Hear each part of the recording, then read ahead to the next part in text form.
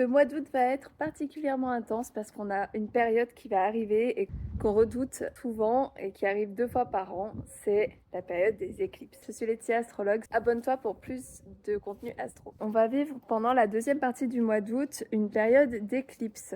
Elle va commencer à la nouvelle lune en Lion, le 12 août, et se terminera à la pleine lune en Poisson du 28 août. Les périodes des éclipses sont souvent très intenses. Elles nous invitent à abandonner d'anciens schémas, d'anciennes façons de faire pour pouvoir ensuite redémarrer quelque chose de nouveau, mais en général ça se fait pas forcément de la manière la plus douce. On va vivre une période d'éclipse un peu particulière parce que les nœuds lunaires viennent de changer de signe, du coup on va vivre des éclipses à la fois dans le nouvel axe Verseau-Lion, mais aussi dans l'ancien axe Vierge-Poisson. Donc on va commencer un nouveau cycle d'éclipses et en clôturer un autre. Les signes cardinaux, donc plutôt Cancer, Capricorne, Bélier et Balance, vous allez être plutôt tranquille avec ces éclipses, ça va être un peu moins fort pour vous. Néanmoins, Mars va rentrer dans le signe du Cancer. Alors Mars, quand il rentre dans un signe, il donne une nouvelle énergie. Il aime pas forcément le signe du Cancer, c'est pas forcément le signe où il se sent le mieux. On va pas forcément être dans une force d'action pendant ce mois-ci, mais plutôt dans de l'émotion avec le Cancer.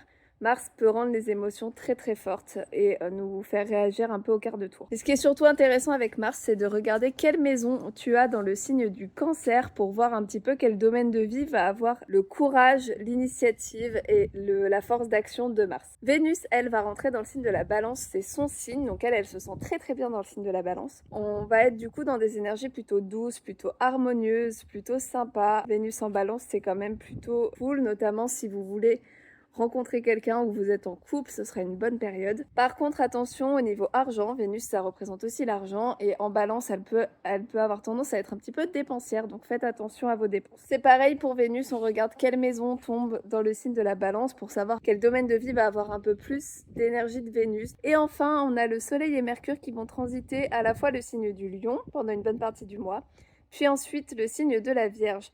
Donc d'abord dans le signe du Lion, on va avoir plutôt tendance à chiller, plutôt tendance à profiter, à être avec nos proches, à vouloir faire un maximum d'activités qui nous font du bien.